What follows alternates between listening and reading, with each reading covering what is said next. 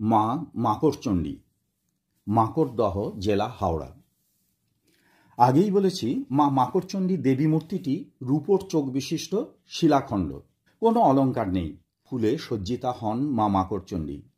সিঁদুর চর্চিত এই বিগ্রহের জনশ্রুতি থেকে জানা যায়, আজকের এই শিলাখণ্ড মূর্তিটি একসময় বিশাল আকার ছিল।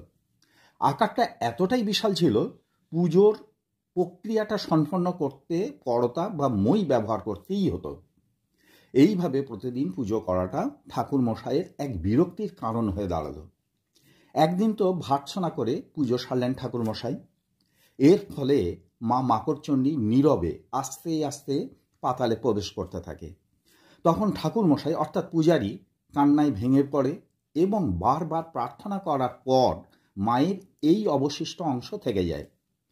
তা আজকের সিঁদুর চর্চিত শিলাখণ্ড।